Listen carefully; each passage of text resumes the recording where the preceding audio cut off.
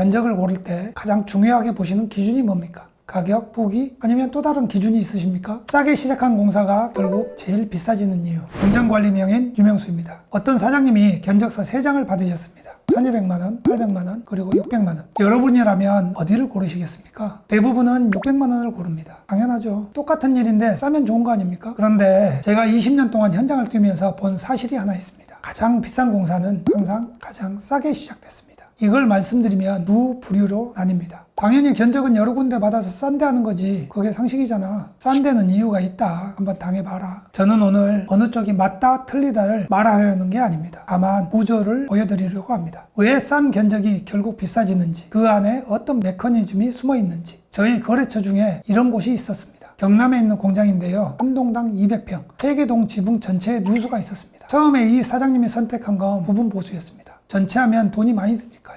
일단 세는 데만 막차. 그래서 2천만 원을 들여서 1차 공사를 했습니다. 그런데 비가 오니까 또 샜습니다. 다른 곳에서요. 그래서 2차, 3차, 4차 추가로 약 1,000만 원이 더 들어갔습니다. 기간은 2년이나 더 걸렸고요. 3천만 원에 2년. 처음부터 전체를 했으면 한 번에 끝났을 일입니다. 이 사장님만의 문제가 아닙니다. 한국소비자원에서 2018년부터 2021년까지 4년간 접수된 인테리어 관련 소비자 피해를 조사한 적이 있습니다. 총 1752건이 접수됐는데요. 이 중에서 가장 많은 유형이 뭐였냐면 화자 모수 미이행과 지연이었습니다. 전체의 24.5%.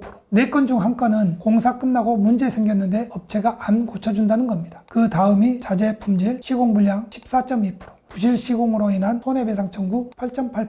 이 세 가지를 합치면 47.5%, 거의 절반에 가깝습니다. 진짜 문제는 이겁니다. 이 분쟁의 상당수가 싼 견적에서 시작됐다는 겁니다. 같은 조사에서 소비자의 응답 52.8%가 업체별 비용 차이가 너무 크다고 답했고, 37.3%는 견적서 내용이 자세하지 않아서 분쟁이 생겼다고 했습니다. 견적이 싸다는 건 어딘가를 뺐다는 뜻입니다. 그 부분이 나중에 비용으로 돌아오는 겁니다. 그런데 여기서 질문이 생기죠. 왜 업체들은 싸게 받을까? 남는 게 없을 텐데요. 이게 바로 이 업계의 구조적인 문제입니다. 건설산업연구원에서 나온 보고서를 보면 저가 낙찰이 되면 이런 순서로 진행된다고 분석합니다. 첫째, 자재 등급을 낮춥니다. 견적에는 A급이라고 써 있어도 실제로는 그보다 낮은 걸 씁니다. 둘째, 인력을 줄입니다. 숙련공 대신 비숙련 인력을 투입합니다. 인건비를 아끼려고요. 셋째, 공정을 생략합니다. 이 정도면 되겠지 하고 넘어가는 부분이 생깁니다. 넷째, 하드옵을 줍니다. 받은 금액의 일부만 주고 다른 사람한테 넘깁니다. 책임이 분산되는 거죠. 대한건설협회 조사에서는 이런 저가 수주 공사의 실제 투입 비용이 낙찰 금액의 평균 116.5%였다는 결과도 나왔습니다. 무슨 말이냐면 800만 원에 받았는데 실제로는 930만 원 이상이 들었다는 겁니다. 그 차이를 어디서 메꾸느냐? 자재에서 줄이고 인력에서 줄이고 마감에서 줄이는 겁니다. 화자가 안 생길 수가 없습니다. 이 구조가 극단적으로 터지면 어떻게 되느냐?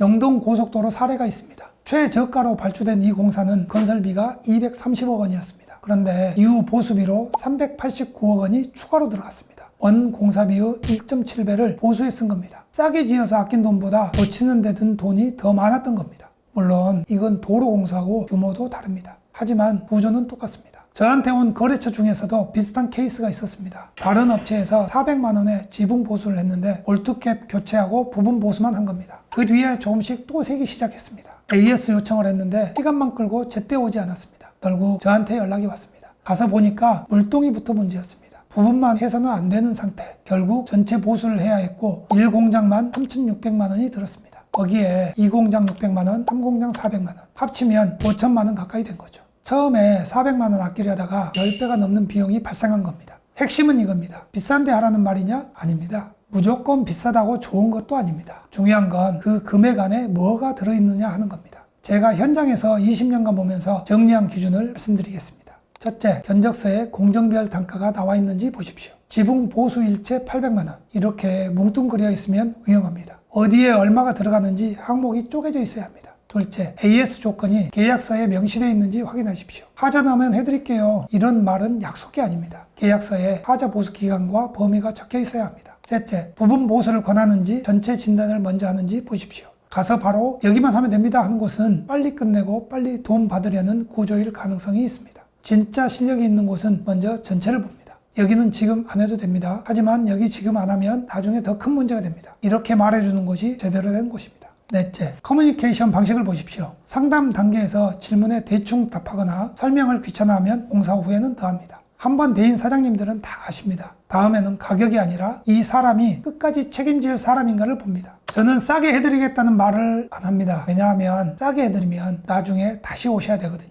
그때는 더 비쌉니다. 저는 한 번에 끝나는 걸 목표로 합니다. 한 번 하면 다시 안 오셔도 되게 그게 진짜 싼 거라고 생각합니다. 여러분은 어떻게 생각하십니까? 견적을 고를 때 가장 중요하게 보시는 기준이 뭡니까? 가격, 후기, 아니면 또 다른 기준이 있으십니까? 댓글로 한번 들려주십시오. 공장 관리에 진심이신 분들께 이 영상이 닿았으면 좋겠습니다. 감사합니다.